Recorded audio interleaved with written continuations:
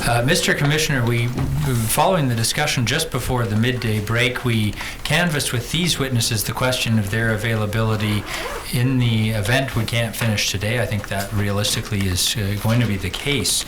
So Monday, the 28th of February is a date that these witnesses expect they can be here. That's Monday, 6 or so days from now. So my suggestion would be that we cover the ground we can. We'll move through I'll stand up to explain who's examining or cross-examining next as we move through council today. I hope we can still be as efficient in using the time today as we can. Mr. Grout is here tomorrow and the day following, and it may be that after his evidence, some council have less questions if they haven't done their cross-examination of this policy, of these witnesses. Mr. Rosenblum raises the question of whether there may be a further question arising from that, and I just should indicate I've said to him that if that were to occur, arising out of evidence from Mr. Grout, and that was a further question, we didn't think that would present a problem. So I'll hand over to Mr. Rosenblum. With respect, Mr. Martland, it isn't so much questions that might arise out of Mr. Grout's testimony as it is where Mr. Grout has not covered certain areas that one would have anticipated he would cover. I want the opportunity to deal with it with this panel. I am limiting my examination of this panel, for example, in respect to salmon allocation, because I'm anticipating that Mr. Grout will give you, Mr. Commissioner, the schematic, as I describe it, of the system. And I don't think we should call upon this panel to deliver that up to you and allow Mr. Grout to do so. However, in the event, at the conclusion of Mr. Grout's testimony, there are issues that I feel have not been covered that I think it's important for the Commission to appreciate. I will reserve the right to have further opportunity of examination, Chief, and I think Mr. Martland has generally agreed with that request, and he has. That being the case, with your permission, I would like to proceed firstly as if I have to introduce myself to this panel, but I'm Don Rosenblum. I appear on behalf of two of the four of you, Area D, Gillnet, and Area B, Sainer. I have some questions that are technically in chief for my two clients, and I guess technically cross-examination for the others. I want to start with a question about allocation. Mr. Grout hopefully will deal with this in great detail, but I want to come in a very simplistic way in asking you a few questions from 30,000 feet elevation in respect to allocation, and I'm going to lead you in respect to this, and obviously if any of my colleagues take exception to me leading you, please obviously allow them to interject. Firstly, up till the Mifflin period of 1996, you've all testified you had a coast-wide fishery in the sense that if you held a license, you held that license and could fish from the Nass River down to the Fraser River. Is that not correct? Maybe you, Mr. Ashton, just... Yes, that's correct. All right. And so you as a Sainer license holder would have the opportunity to go out and fish the entire coast, and would there be times when the openings would conflict where you would have to make a decision whether to fish the Nass or the Skeena or whatever? I assume that to be the case. That was almost always the case. Yes. You had many choices where you could go fish. All right. And for you, Mr. McEachran, I assume also if you held a gillnet license, you could fish from the Nass to the Fraser River. Yes, in fact, that's exactly what we did. We would start up north and work our way down and end the season in the Fraser. Yeah. All right. And when we were under the pre-1996 system, there was a coast-wide allocation, was there not? So that, for example, you, Mr. McEachran, and your Sainer community, your Gillnet community would have been permitted a TAC for that coast-wide fishery, correct? Yes, so it was easier to satisfy the allocation principles because you could, if there was no fish in a certain area, you could catch up in another area to satisfy the formula. Yes, but you were restricted to obviously a TAC for your gear type for the coast. Yes. Right.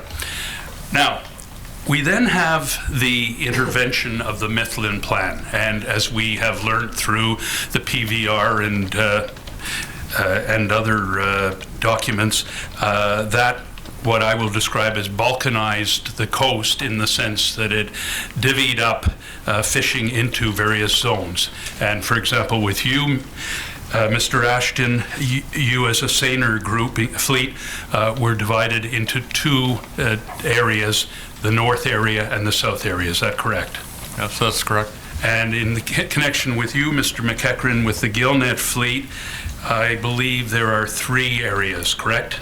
Yes, it's north of Cape Caution, and then in the south coast it's split two areas, D and E. Yes, and two of the three Gillnet areas are represented at this inquiry because obviously the third Gillnet area in the north does not fish the Fraser River sockeye. That's correct. All right. Now, forgive me for being so simplistic, but I think it's important we start from such a simple foundation. With the Mifflin Plan, you, Mr. Ashton, had to make a choice of acquiring a license for the south or a license for the north. Is that correct? Well, you had a choice at the time the plan was implemented to designate your license to one of those areas. And then if you felt that you wanted to fish the other area, you would be required to acquire another license through purchasing it on the market. Yes. Did you automatically get one license, sort of what I'll call free of charge, because you were transferring your coast-wide license to, for example, in your case, an Area B license? Well, that would be one way to describe it, but actually we kind of looked at it as your license became fractionalized. Yes. Fractionalized, but you didn't receive any compensation for the fact it was fractionalized. No. No. So in your case, for example, Mr. Ashton, you chose to acquire an Area B license. Is that correct? That's correct, yeah. Okay. Now, as a result of, again, what I refer to as a balkanization of the coast, did the system of allocation change as a result of the implementation of the Mifflin Plan? And to speed this up, am I correct in saying it did not change? It was a coast-wide allocation. That's right. It remained coast-wide in the application, but in reality, it did change. Okay, and I have heard testimony today, certainly from Mr. Brown, and in fact from some of the others, that it has led to a dysfunctionality with allocation, that there's some huge problems. What I want you to speak to today and to inform the Commissioner is, how has this dichotomy, this problem, led to serious issues in your industry? In other words, where you hold an area license, for example, Seine Area B, and yet the allocation is coast-wide. Could you give examples of how this has led to serious problems? Well, it leads to different problems. Some of them are serious. If you only hold one license, then you're basically restricted to putting all your eggs in one basket, so to speak, and being a South Coast Area B fisherman, in the last 10 years, there's been numerous occasions when there's been very little fishery opportunities available. So we've had a lot of hardship for the South Coast fishermen. There are, I believe, about 65 of Area B licensed vessels that have an Area A license, so that they fish the North Coast and the South Coast. So they have another option. All right. Let's come down again to pretty fundamental points. Firstly, the current allocation is somewhere in the vicinity of 40% coast-wide, 40% for seiner, 38% for gillnet, and 22% for troll. Is that correct? That's correct. All right. Now, appreciating that that is a coast-wide allocation, let's say with seiner at 40%, will you explain to us how that operates when you got a licensed group of seiners in the north, a licensed group in the south, and how do you trade on that 40%? How is that 40% how is it shared between the two area groups? Well, it's only shared in the fact that you can access fish geographically, and there's I guess a calculation pre-season how much you'll get of the available fish, but there's a few overriding historical allocations. In the north, the Skeena River sockeye, historically, the division has been 75% to the gillnet fleet and 25% to the seine fleet. If it's a large return to the Skeena, then the North Coast seiners can get a fair amount of economic value out of their share of the 25%. Usually the rest of their fishery is comprised of pink salmon, which are well, quite a bit lower value fish than sockeye. So the Area A fleet, if there isn't much sockeye and it's a poor year on pinks, might only get a very small share of the Seine area combined allocation. So the rest of it would be derived in giving a greater allocation to the South Coast Seine fleet. So is it fair to say that in a circumstance, as you describe it with this illustration, that you as a B license holder would have a more productive harvest that year because you would be able to fish some of the sockeye that was really the allocation of the A license? In theory, but for the most part, it's been the exact opposite, that we haven't had fisheries down here. I guess to illustrate more the imbalance and how it takes place, there's been a number of years where we haven't had any sockeye returning not enough to have a significant fishery up on the Skeena. So the gillnet fleet up there would not be getting much of a share of fish. And under the allocation policy, if one gillnet, in this instance we're talking gillnets, if the Area C gillnetters can't obtain a share of their allocation, then the other gillnet groups would increase their share. So we've had a number of instances where Area C didn't have enough fish to satisfy their allocation because there's a lack of sockeye. Area A seiners didn't have any fish that they could give to Area C, so they transferred fish from Area B to Area D and E to compensate Area C. Is that confusing? Well, it is confusing. We find it confusing. I know Mr. McEachran wants to speak, and I'll come to him in just a moment. But what I'm trying to establish here is, are we then saying that there are license holders that end up benefiting because their fellow license holders in the other area have not been able to meet allocation? In some instances, in some instances that's the case, but considering the lack of fisheries we've had down in the South Coast since area licensing came into effect, it's hard to say there's anybody been benefiting down in the South Coast. All right, but the way the system currently operates, is it a situation where a license group may not receive what was to be anticipated to be their allocation because of the lack of fish, and in turn their fishers of the other license area end up either benefiting from it or whatever? Illustrate an example that's ongoing with my friend Mr. Sakic. He's Area H trawler, and when we do this annual allocation of divvying up the economic pie into fish, the predominant allocation or access to fish that the troll group gets, so that would be the North Coast trollers and the outside Area G trollers outside west coast of Vancouver Island. They derive their allocation from Chinooks. And they are actually, the value of those Chinooks is above the 22%. That is their coastwide share.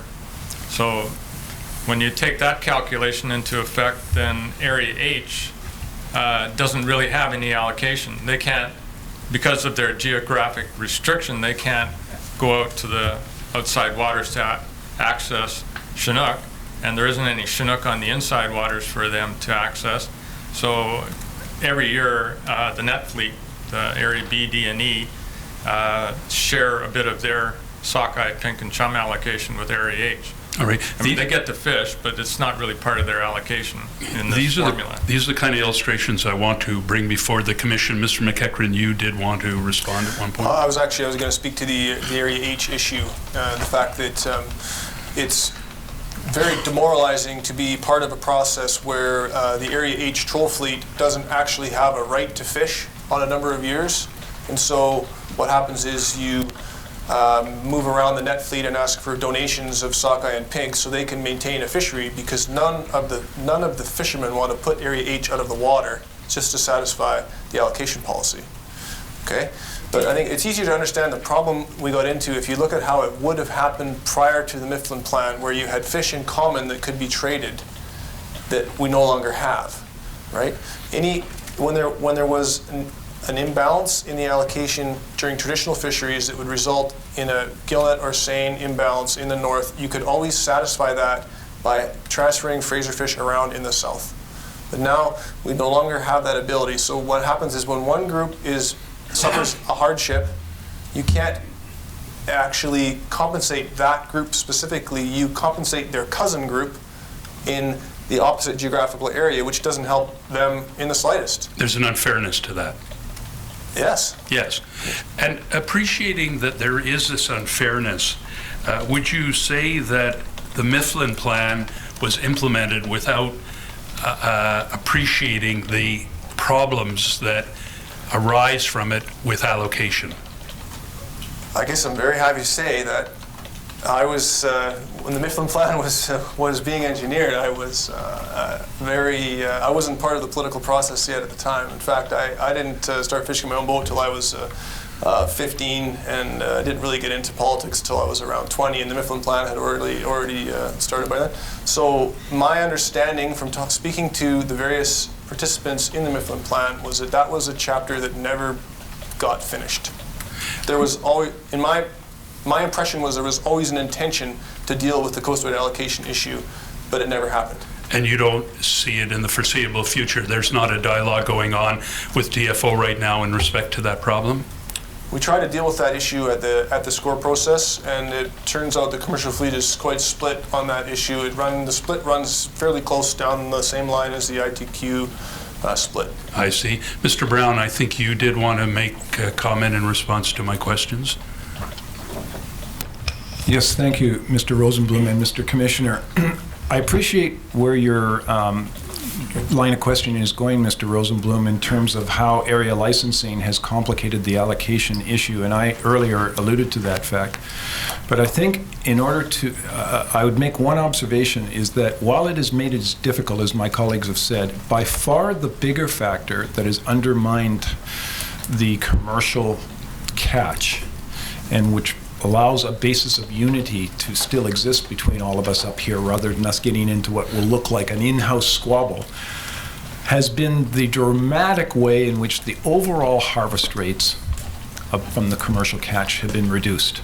Now, technically speaking, those harvest rates were reduced in the name of conservation, but as I described earlier today, or I tried to describe, Mr. Commissioner, the term conservation is highly politicized and highly loaded. It is not the classic sense, of textbook sense of conserving so that you perpetuate the stock from generation to generation and therein have wise use by all users. That would be First Nations, recreational fishermen, and commercial fishermen. It's gone to something quite new and quite, in my opinion, more pernicious. And as you have heard already in this inquiry, we've seen the commercial harvest rate, as Mr. Lapointe pointed out in his testimony, go from the 70%, 80% range, and in some cases even 90%, as Dr. Walters had pointed out, and still sustain itself. In fact, we heard that stocks rebuilt from the 1913 Hell's Gate slide with a fleet 3 times larger than the one we have now, with all of these people able to fish all parts of the coast, and we were able to rebuild the stocks. Since then, we've gone to harvest rates where, I don't know if my colleague can help me, but we're down in some years to where there's zero harvest. And in most years that we do fish, including the record-breaking 2010 return of an unheard of 38 million, I think it was, or 34 million fish, harvest rates less than 30%. And that is by far the more pernicious and problematic issue. And if I get a chance, I'll talk about some of those things. They are things like bycatch concerns. These gentlemen here have suffered greatly trying to make an impossible system work, for example, in the issue you heard 2 weeks ago from Dr. Woody around the early timing, late run fish and the cultus stock. And the department, in its wisdom, set out benchmarks that were allegedly risk averse and sustainable. To this day, I've never been able to understand what science they used or what logic, but they set them out. In the case of cultus, at one point, I think, Ryan, it was 10% one time, and then they moved it up to 20. In the case of late run fish, early timing, late run fish, help me here, Chris, at one time it was 15%. Then it went up to 17. It's bounced around, but the fact of the matter was those bycatch limits, once they were reached, would shut everything down because the world was allegedly going to come to an end if we took any more. Now, here's my point, and I'm sorry for being a little bit wordy here, but it's a complicated subject. The way in which the bycatches were allocated, and I'm using that word in quotes because they weren't logically allocated, happened to be both spatially and temporally unfair. Some groups could catch their share of the Fraser summer run and still be within the late run catch limit, but another group, particularly the group that I'm closest to, the Area E group where Ryan fishes, by the time they got to go and there was a vast surplus of summer run fish available to them, the DFO would blow the whistle and say, oh, we've caught all of the late run fish that we're going to catch for this year. To add insult to injury, and I think my colleagues will back me up on this, they didn't even have a proper way of accounting for these bycatch fish. You may or may not have heard about the famous Harrison River Run, which has recently been building up. It's classed with the late run fish, and it's not even technically a late run fish, but because it was being counted in that sort of equation, it was accelerating the clock or the meter on this bycatch and leading to severe hardships and loss of harvest. I thank you for that, and I assume that Mr. Heiswick, who will be asking you questions, will give you the opportunity to say anything further you want to say on those critical issues.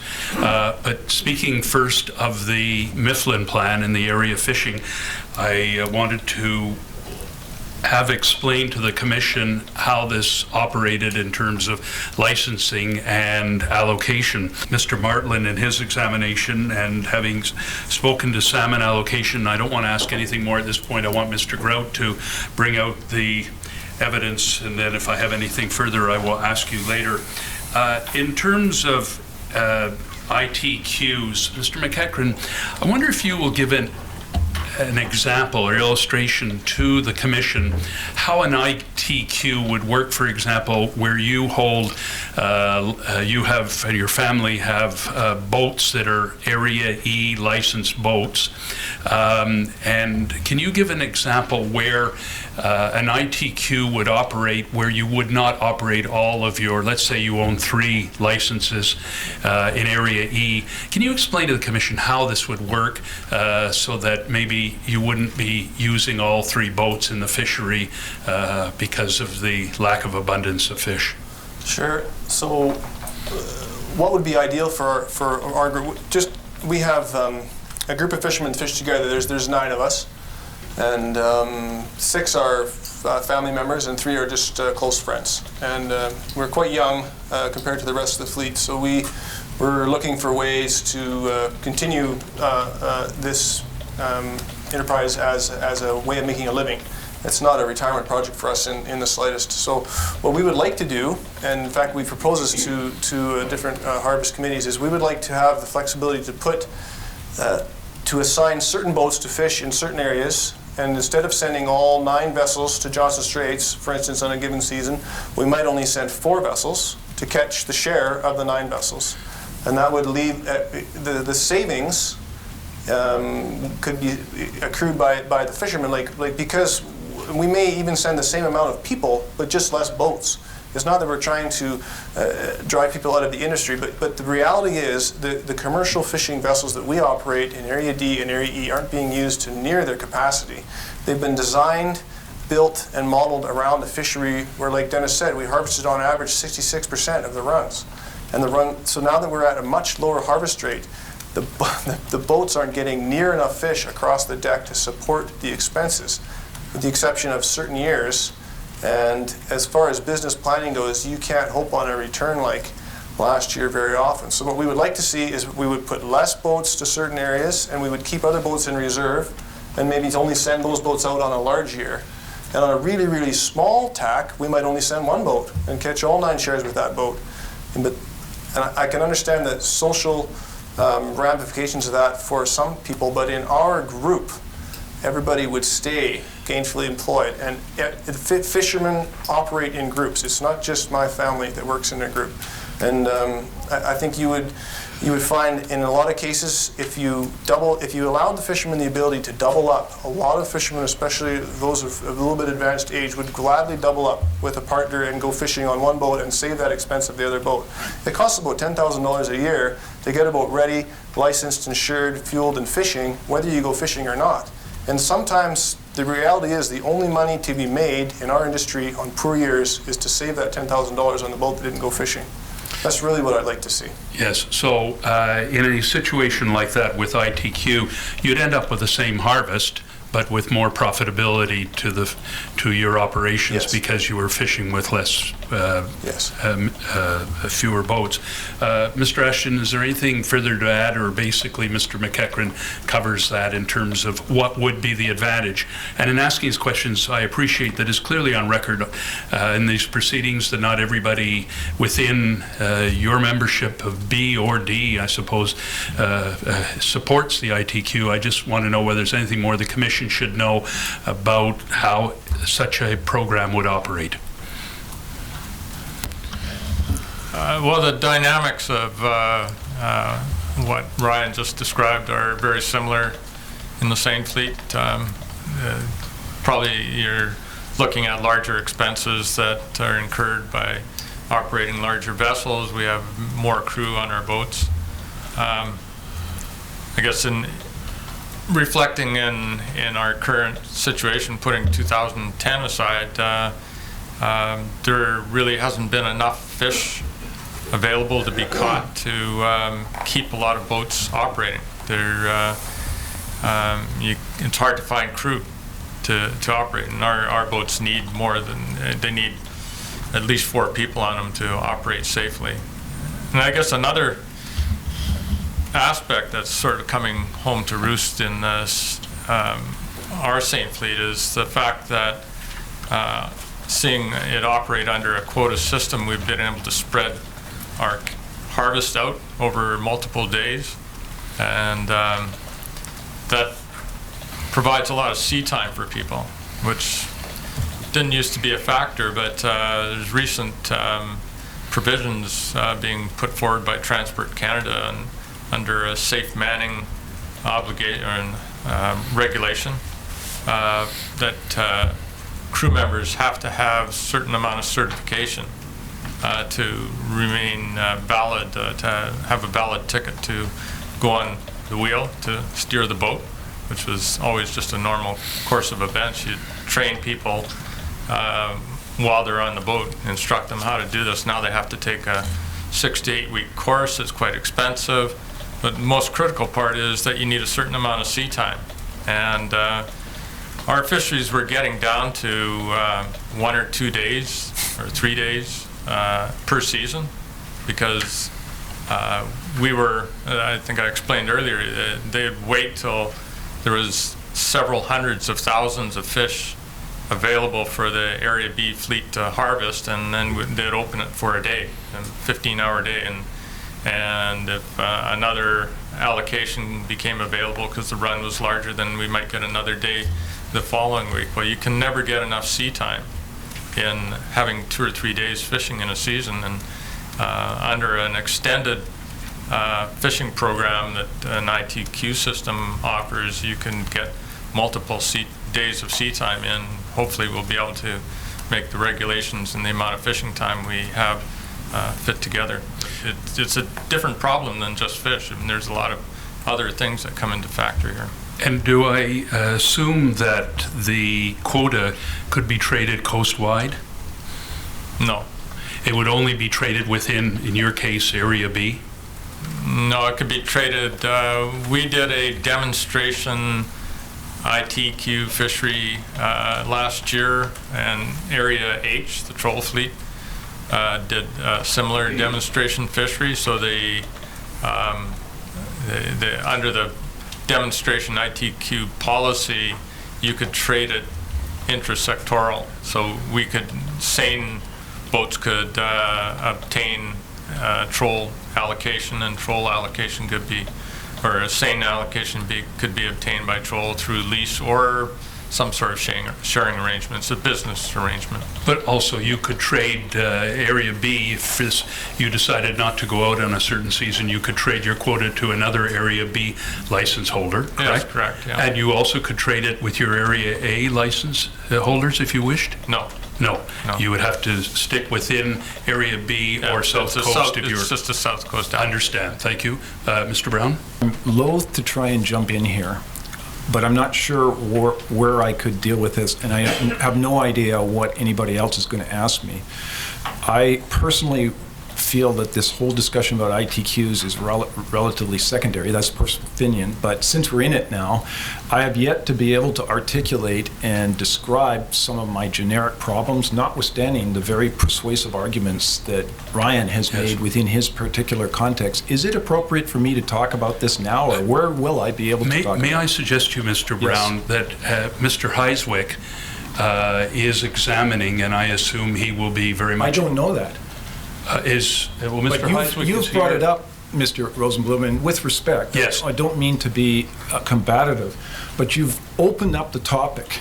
And my recollection of this morning was that I was not able, and with your good graces, we're going to get more time, but I was not able to actually address the subject in the way I'd like to. Yep. We've heard one scenario, which I find very interesting, from Ryan.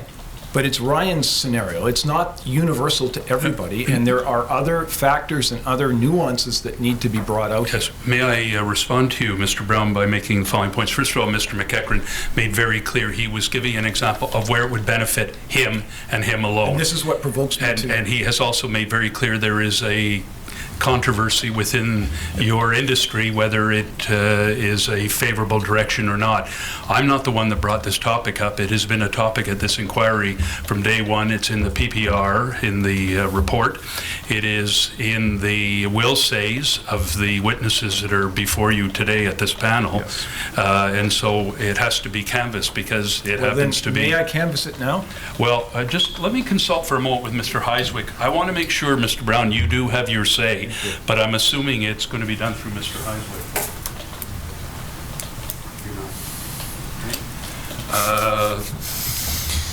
Learning that Mr. Heiswick was not going to ask you a question about that, with leave of the Commission, I will, of course, allow you to respond to this issue. I wonder if you'd make it as tight as possible. I would do one of two things with respect, Commissioner. I would either try to do it now and take a few moments, or if you can give me a slot somewhere else, I'll do it then. I mean, I don't want to disrupt your line of questioning, but I hope you appreciate what my dilemma is. No, I appreciate Mr. Brown's concern that he wasn't, I think his sense of it was he wasn't given a chance. I apologize if it wasn't clear through my question this morning. I'd aimed to throw that ball in the air and allow you to take a swing.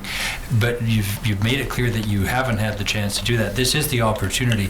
We don't have a forum in the context of panel evidence for people to provide a speech or to not a speech claim time per se. So the premise has been, and Mr. Rosenblum's followed this, to put questions to panelists.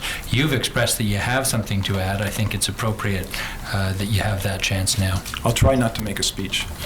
I do not believe that ITQs are the panacea for the fishery. It is not the answer we're seeking here. I do not believe that ITQs always work the way the proponents of ITQs have allegedly claimed they would. ITQs are nothing more than an economic contrivance or a device. They have nothing to do with biology. They have little to do with the socio-dynamics of the industry. I want to give you two salient examples of what not to do with ITQs. The first one occurred in British Columbia prior to 1990. It was the first ITQ brought into British Columbia, Mr. Commissioner. It was on the abalone fishery. Within a very short order, the abalone fishery was fished to the collapse point. It has never recovered. It was under an ITQ system. There are worldwide examples, which I won't go into, but I could, about ITQ fisheries having problems around the world. But perhaps the biggest and the most notorious that has ever hit the world's headlines was that of the northern cod disaster in Newfoundland. Shook the Canadian society to its very core. That fishery was operated on an ITQ system. Had a different name. It was called enterprise allocation, but the fishery was fished to the point of the greatest resource management calamity in Canadian history. I am not in favor of ITQs because ITQs can be what we refer to as busted. There's quota busting, i.e. people fish beyond the quota level. And I'm trying to be brief here, Mr. Rosenblum. There is the phenomena of high graining, where people will be given a certain amount of fish to catch, but when they see that the fish that they're catching are small or maybe not the optimum, they'll throw them overboard and keep fishing. There is all the arguments about observers, but that is another factor, is that observers bring a new cost to the fishery to preclude some of those problems and further complicate the costs that are being brought on this fishery. ITQs are advantageous, as Ryan has said, and I think in a very benign way I want to distinguish, because he's just a fourth generation fishing family, and him and his family I have a huge amount of respect for. But they have an advantage because they do have a number of licenses, and they happen to be demographically better off than the average ordinary fishermen I know, and that's because of their skill and their enterprise. I don't mean that in a pernicious way, but they have the ability to take advantage of an ITQ system and have a return on their investment much greater than the average person. But I'm far more concerned, Mr. Rosenblum and Mr. Commissioner, about the bigger threat, which is large corporations, i.e. the Pattison Group and others that have vast amounts of capital, being able to take over the fishery, because we've now turned the whole idea of who shall catch the fish and how it will be caught to the free market. I believe that the best use of this resource should not be solely driven by economics. It should have economic consideration, obviously, because we want to maximize the value. But I do not believe, based on the cultural history of coastal BC, the First Nations' interest in this fishery, the sports fishermen's interest in this industry, that the industry or the resource should be sold to the highest bidder. So I have an extreme concern about the issue of corporate concentration. Okay, now, just stop there for a second. On corporate concentration, can you tell me why there isn't the same danger of corporate concentration where a corporation can go out and buy the existing licenses under our current system? What's the difference between a corporation buying an Area A license as opposed to buying an ITQ interest? Well, there is a difference, because with a limited entry license, all it is an opportunity to fish. But with a quota, it's a set amount of fish that you own before it's caught. With a license, you don't have anything. If you're like Ryan and you're a talented, enterprising young fisherman, you're going to catch more than somebody who isn't. So they don't confer the same rights of property in advance. But they confer the right to fish. I was coming to my next point, Yes. Mr. Rosenblum, Thank you. And that is capitalization in the industry. When the Davis Plan came in 1969, which is not that long ago for some of us, the capitalization in pieces of paper that gave you a privilege to fish was zero. The only capitalization in the industry was in the boats and the gear, and it was very modest. It was well below $10 million. When I was writing my book, Salmon Wars, in 2005, I wrote a letter to the minister, or the regional director, asking him the estimated capitalization of the fishery. I was told they didn't have a full handle on it, but they told me that they estimated it at $1.7 billion. Most of those capital costs came after what was known as the Vision 2000 paper in 1990, when the old Salmon A license, which used to allow people like my father when he was alive and fishing, to fish all species, was parceled off into literally dozens of subcategories, all of which went on to various forms of quota, and all of which began to exponentially grow in capitalization. I want to plead with you, all of you, particularly you, Mr. Commissioner, to recognize that those increased capital costs will weigh heavily on the industry. And I will also point out that they do not fall on the original people who have been bestowed these paper assets, who happen to fortuitously be in the right place at the right time and somehow or other qualify for those ITQs. It's a windfall for those people. It's when you come to the next generation or the next person in line to buy these licenses that that millstone of capitalization will haunt you. I'm moving fast, but the next point that I would like to make around ITQs is the idea of leasing out quotas. The armchair fisherman, the idea that we can create a rentier class that doesn't turn a wheel, but is able to make tremendous amounts of money off of leasing out quotas as a form of rent. And that rent doesn't go back to the owners of the resource. It's taken by people in private hands. I also have, and I'm concluding now, a fear that the ITQ system, if not carefully constructed, could even lead to the dire situation of foreign ownership of our resource. Even though the fish belong to all the people of Canada, conceivably, in a purist laissez-faire model, you could have the Republic of China or whatever come and buy all of our fish, and we'd never see them. Now, of course, that might be an extraordinary way to put it. I will point out, however, if we have to go to quotas, and this is the second half of what I'd like to say, there are some things that might make them somewhat more palatable. There's some gentlemen in this room from Newfoundland today who can tell you that back on the East Coast they have moved in some areas to quota fisheries, but they've done some things that I think are well worth considering. They put an owner-operator provision in. They put in what is called the fleet separation policy, so corporate concentration is not allowed. I'm going to stop, and I'm going to say that was a very, very abbreviated summary of my concerns, but I think you can tell by my passion that I feel it's a huge issue, and there's more than just me shares these concerns. As I've talked to Brock at many times, there is a host of academics around the world who are concerned about this, and I don't think that I'm qualified to really talk about it. There are others that the Commission should talk to. Right. Mr. McEachern, I think you wanted to say I was just going to say, notwithstanding everything that Mr. Brown has said, all of that given and said, there is still a very strong support for the ITQ between the fishermen who do catch fish and are profitable, and they've been mulling this over for a generation. And it's not something that we're going to solve today, and we're not asking the Commission to solve it for us, but there are fishermen who have been spend their lifetime thinking on this issue and have come to the conclusion that they would like to try it in salmon. Martlin's examination of you then spoke to the consultative process. You have described many of the problems, and Mr. Ashton in particular have spoken about the lack of funding that you feel is necessary to have more effective consultation. You, Mr. Sato testified regarding consultation and spoke about the fatigue factor. Can you explain, being a participant to this consultative process, about the fatigue factor? What are the numbers of meetings that you're having to attend during certain concentrated periods of the year? Well, I've never tallied them up, and I'd be hesitant to do so. But I could ask my wife; she keeps track, and they're considerable.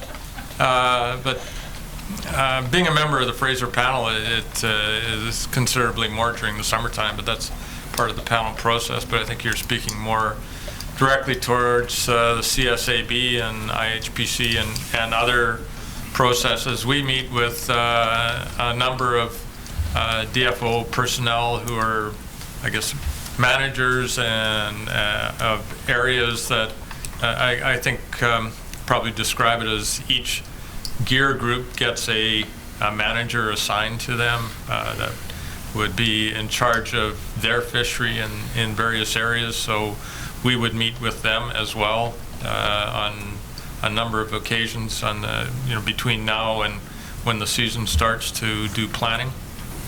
But I think, in reality, our attendance at meetings is probably very minimal compared to our counterparts in DFO, who go to a tremendous amount of meetings. I heard testimony from Mr. Rosenberger. They've said about 60 meetings a year with various stakeholder groups, and I think that's a low ball number. I think there's far more meetings than that, but it's all, some of them are beneficial. I mean, we need to have dialogue with fisheries, but it almost seems like meetings are part of a process, but the process of meetings has become the process. It's almost like it's an entity unto itself, and it could be streamlined. It could be better flow of information done in different manners. Thank you very much. Unless there's comment from anyone else, let me move on to selective fishing, and I want to concentrate my questions with you, Mr. Ashton, and you were led through a portion of this evidence with Mr. Martland in chief. Yesterday, a document was put forward as an exhibit, which was a report to the Regional Director General in 2004 in respect to selective fishing, and I just want to briefly expand upon the evidence you've already given to Mr. Martland. It is correct that back in 2004, DFO approached Area B to participate in a selective fishery in respect to bunter grid, a bunter grid study. Is that not correct?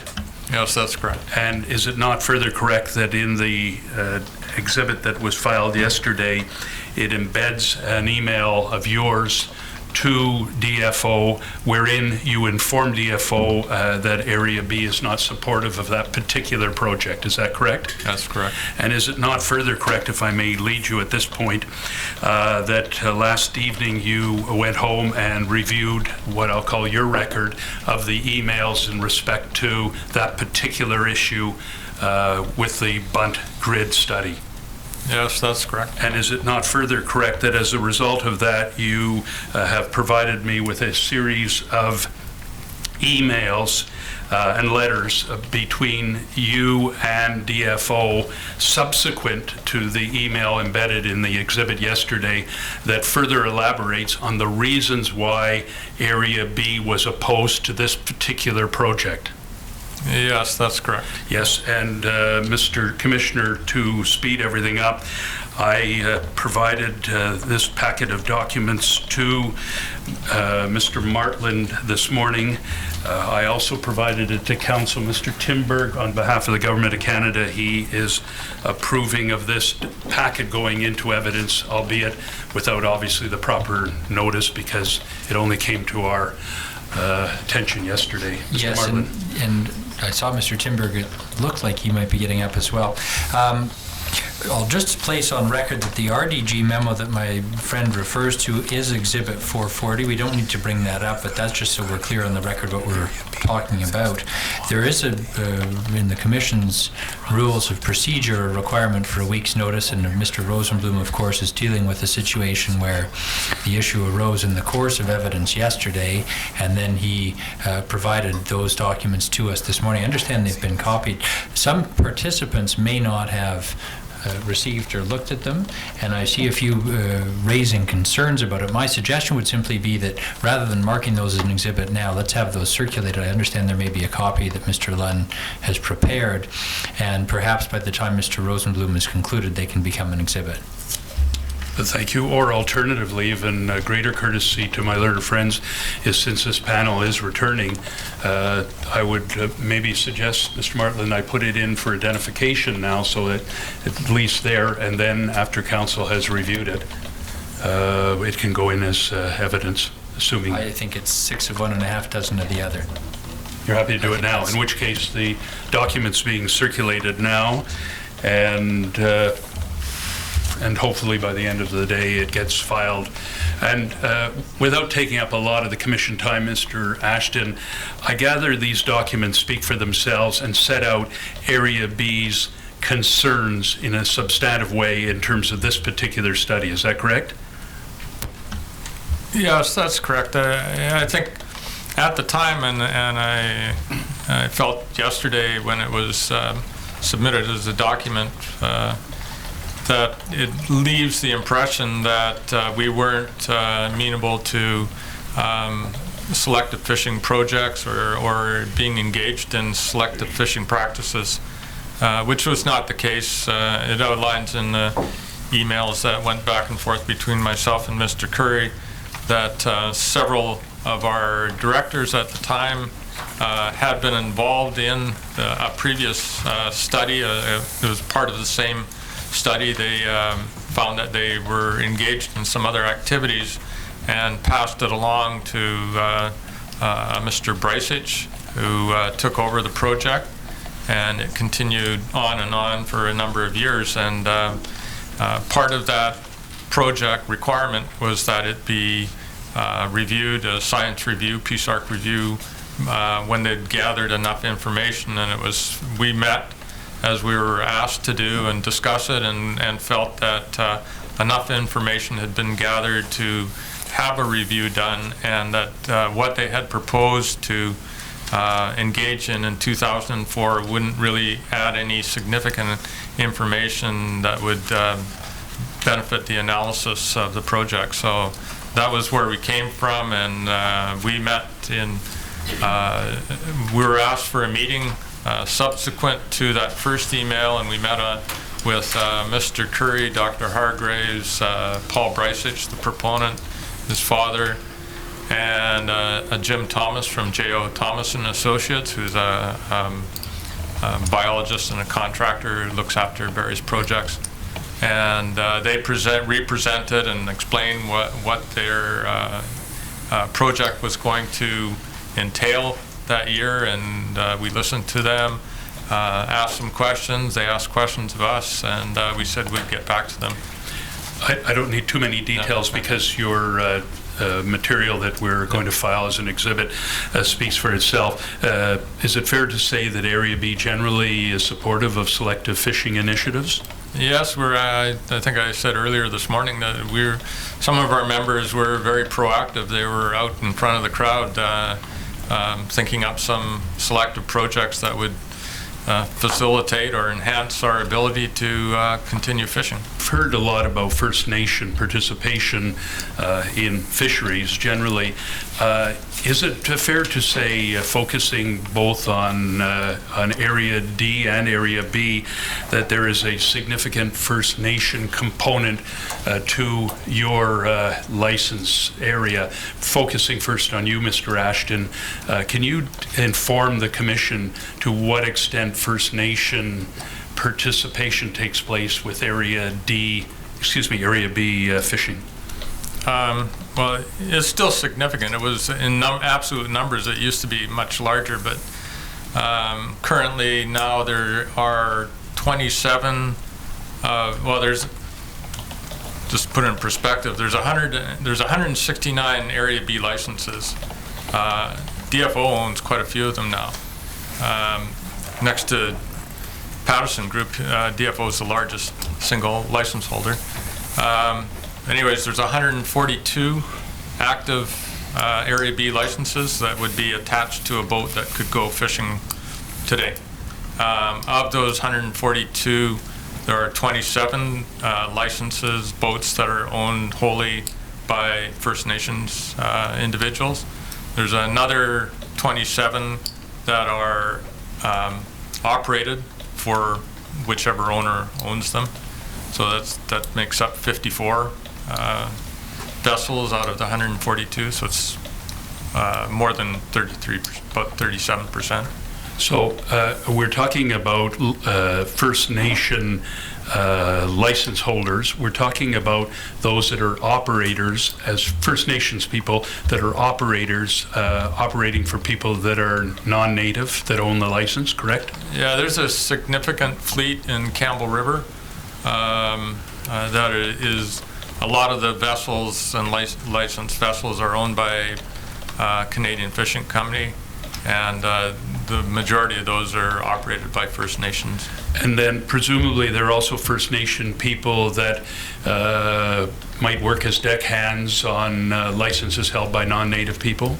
I'd say probably on average there's one or more individuals that are First Nations on the rest of the boats. All right. Now, to give the Commission some perspective of First Nation involvement in the commercial fishery, because I don't think we've heard this evidence yet, there are obviously other spin-offs in terms of First Nation benefit from the commercial fishery.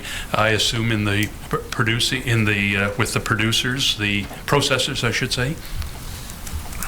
I don't know if I could knowledgeably speak to that, but I know in the past, before we had this rationalization, there was a significant presence. There used to be processing facilities all over the coast, and a lot of those were in areas that were near various locations that had a lot of First Nations people there, and a lot of the people that worked in those facilities were involved in it. And I'll direct questions to Mr. Morley in due course because he'll probably... He'd have better He'd have a better idea. And the First Nation community that are license holders have their own association called the... There's the Aboriginal Vessel Owners Association. Yes. Some of them are, I don't know if they all are with that group, or there's Native Brotherhood of BC, and that's another Aboriginal group. And we've had Mr. Asu before us. He would be a prime example of a First Nation person holding a commercial license under Area B. That's correct. Thank you. Mr. McEachran, I wonder if you would respond to the same question and give us, again, without exact figures, a sense of the First Nation participation in the commercial fishery in the context of Area D. Yeah, sorry, Mr. Commissioner, I don't have exact numbers, but I do know in Area D we have there's 362 licenses for Area D, and of those the department's bought up 33 through this PICFI initiative, which leaves 329. And of those 329, I think 57 of them are owned by the Northern Native Co-op, but that's a little bit of a different animal. That's a license that they just, like Peter mentioned before, it's a paper license. Doesn't have to be on a specific boat. It can be at least to a certain different native every year if they require. So that might be a little different, although that is First Nations participation in Area D. So and that is a license N, is it not? Sorry, yeah, I'm not exactly sure about the licenses. Okay. Dennis is, yes, it's probably true. So 57 of those, and then amongst the rest of the fleet, there is a strong First Nations presence, both in the fishermen and the deckhands. But it's fair to say that with the number of initiatives that have occurred lately, that participation probably has been declining because there's less incentive for the First Nations people to hold a commercial fishing license if they're going to receive commercial fishing rights through some other avenue. It becomes a duplication there. They don't need an Area D license if they're able to have an economic opportunity, so they tend to fire that license into the buyback to get the cash, and then they get the economic opportunity as well. So within your Area D, there are First Nation people working the boats of the Northern Native Co-op, and there are also First Nation people that are holding B licenses in their own right. Oh, yes. Excuse me, D licenses in their own right. Oh yes, yes. Yes. The expectation that I don't get my way and there isn't a socioeconomic impact study provided to the Commission. This may be my last opportunity to you, Mr. Ashton, and you, Mr. McEachran, and then others if they wish to contribute. Can you explain to the Commission the socioeconomic contribution that a healthy commercial fishery offers, both obviously to the fishing fleet, but also to the community at large? And secondly, what are the impacts when you go through a period such as 2007 to 2009? Mr. Ashton first. Start off this morning describing how things were in the good old days, and I guess that would on the beneficial side of economics, that was when things were healthy, people were making money, communities were built around the fishing industry all over this coast. And without going into a lot of expanding on that, I think drawing the picture about where things have gone, recently you could say it's been devastating. There's a lot of communities that hardly have any fishermen that are active today. Alert Bay comes to mind as a prime example. They used to have a huge fleet there, and it's mainly a native community. And I don't know the numbers for sure. There's only several seine boats there, a handful of gill netters. They used to have shipyards, a huge community that fished. It's gone, and there's a number of other ones in Port Hardy, and it was another very large fishing community. It's changed. It is a town that has got some facilities. They do fish farm processing there and other species, but the smaller communities have really, as I say, been devastated. It's caused incredible hardship on a lot of people. There's families that have sort of just fallen apart. It's hard to describe what happens to people who, when they lose their entire livelihood, what takes place. They've got economic ruin. They've got dysfunctional families. You got a lot of alcoholism and drugs enter into the picture. And people get despondent. They lose their self-dignity. It's a really sad situation.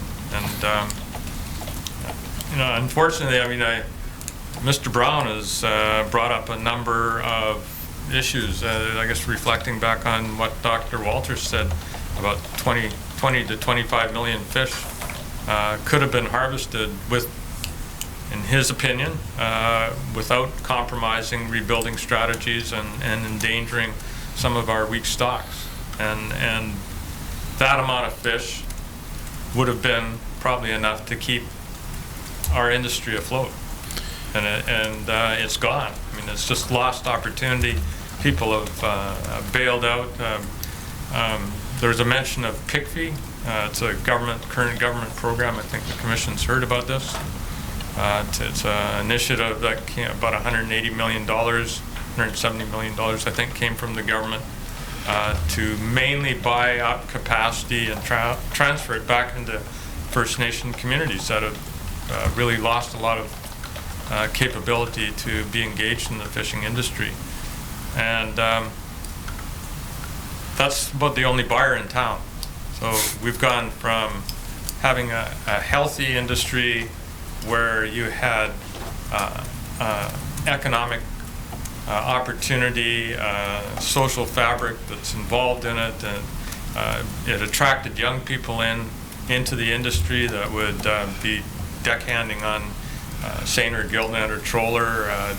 If they liked the lifestyle, and it was really a lifestyle, they'd have an incentive to remain in it and invest, and for the people in it that are still remaining. And now, there are no young people there to sort of take over, and we basically have one buyer in town, and that's the government through any of these buyback programs. It's devalued people's assets down to nothing. And for an industry looking forward, it's really difficult unless we see some things change to see where anybody's going to come out of this in a respectful manner. McEachran, then I'll offer to the other two, and then I've completed my examination. Mr. McEachran. Yeah, I guess I just second everything from the seiner point of view, except maybe in Gillett it would be even a little worse, because I think a lot of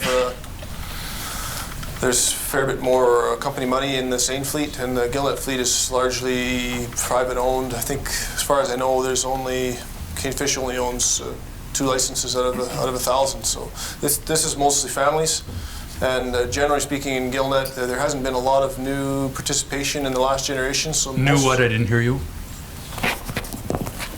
Sorry, Don, I should move this up. Not a lot of new participation in the last generation, so most of these people that are feeling the pinch are from fishing families. And so I guess because fishing has been part of your culture in your family for a long time, it's very hard on you to and when people say, "Oh, I heard you didn't go fishing this year," so you really feel like fishing is something that you should be proud of. It should be an industry that and we did for generations. It was something that you could take pride in, being a good fisherman. And I think one of the results of this current trend of bashing on the commercial fishermen and you know, automatically people say, oh, it's due to overfishing. This is due to overfishing. That's due to overfishing, and the science doesn't support it at all. And what's happened is you lose the ability to have pride in the fact that you're a fisherman. So from a cultural point of view, it's been very damaging. The spin the department's put on the failure of number of these runs. When how could it be overfishing if we don't have any money? The reason the fishermen are in such poor shape is because we didn't go fishing, and we didn't go fishing because we want to conserve the resource for the future generations. So you get hammered because you didn't go fishing, you don't have the money, and then you get socially hammered because you get demonized in the press, and the department lets people spout off that it was due to overfishing. So, but I mean, as far as the economic sense, myself, I'm young. I love to fish. I'm a very good fisherman. I would love to make my living fishing. However, I could do something else, myself personally, and there is a group of the population in the fishing community that is my age that would be able to shift into something else if we come down to the hammer and shut the fishing down forever. But there is a large group of people, and Dennis has mentioned it already, they are not going to be able to switch to do anything else. So what we've done by restricting their fishing access is basically said, you will be poor for the rest of your life. And more than that, the asset that you've saved for, or your grandfather, your great-grandfather has bought into and kept up running all these generations will become worthless. And that's the effect of the last 10, 15 years. Thank you. Just briefly, in terms of the 2007 to 2009 year, what did you witness as the economic hardships to your fleet? Well, basically, the amount of money you spend on new gear, new technology, and new safety equipment disappears entirely. So it's just a matter of hanging on. So what happens in the small boat operator fleet, like the Gillnet fleet that I fish in the last 10 years, people have pulled money out of other enterprises to support their fishing business because they didn't want to let it go, right? If you let it go too far, then you're no longer a fisherman and you can't ever fish again. So what they've done is they pulled money out of their house, out of their land, out of their wife's job, out of money they would have been saving to give to their kids, and they poured that back into the business to keep it afloat, because fishermen have faith that the fish will come back. It's just a matter of hanging on and fighting for our access. But it went on so long that there was a number of families that lost everything, and it's been, I mean, it's hard for me to, I can't imagine how it could be any worse. It would have been, I can't imagine how it could be any worse. It would have been easier if they just said, you know, you're never going to fish again. Thank you very much. Mr. Sackage, do you have anything to add on this business of socioeconomic impacts of a healthy or unhealthy fishery? Well, you may not like it, but socioeconomic impacts have been on the coast here since day one. If you'll take a good look around the coast, you'll see ruins that are 100 years old that were pulled out then, and it has been subject to that hugely. The only difference is that there was other work on the coast outside of fishing. It was never just fishing that kept everybody going. In some cases, some people, they fished many different fisheries and they covered them all. Lots of people didn't. They logged, they worked with wood products, all sorts of things. Those things are gone, so that makes it worse. So I would say it's socioeconomic impacts aren't just a recent thing. They go back a long ways.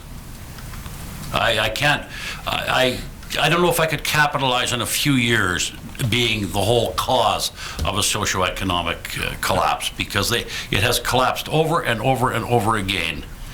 When I started fishing, the first thing you had to do when you got off a boat was get a job, because you didn't make a lot of money. Thank you very much. And lastly, Mr. Brown, if you could try to keep it fairly tight because I'm well over my time.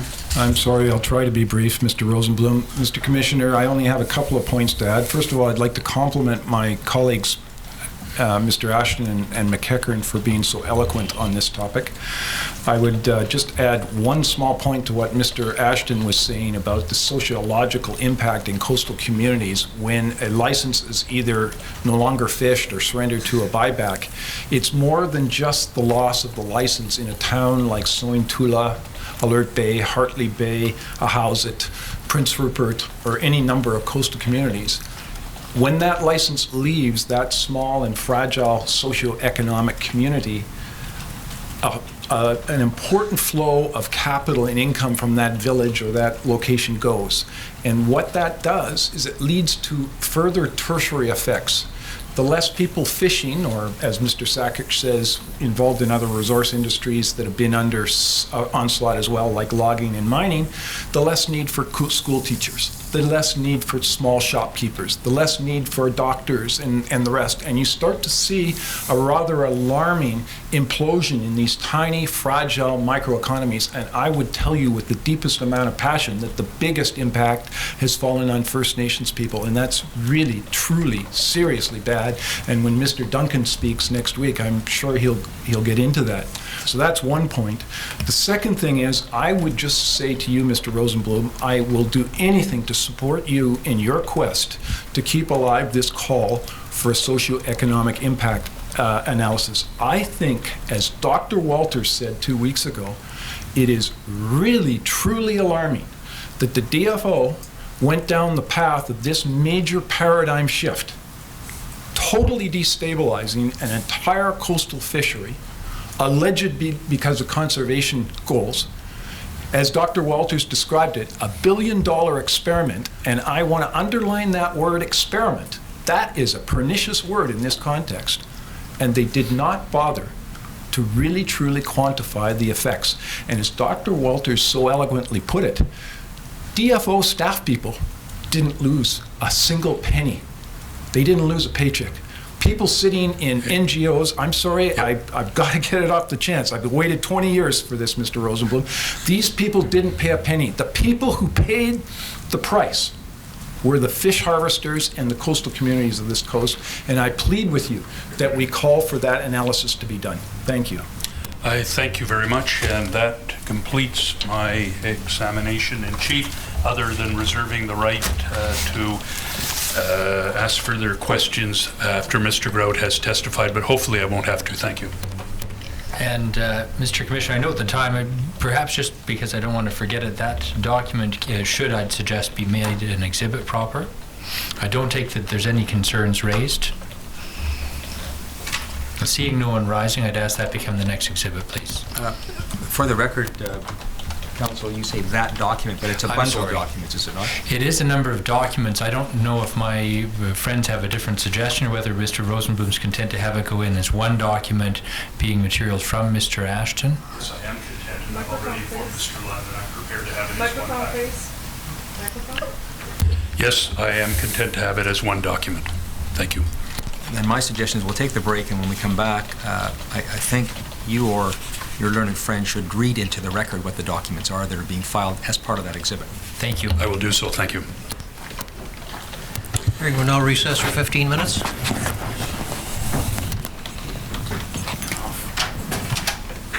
Camera goes off. You gotta step away. You gotta step away. You gotta step away. You gotta step away. You gotta step away. You gotta step away. You gotta step away. You gotta step away. You gotta step away.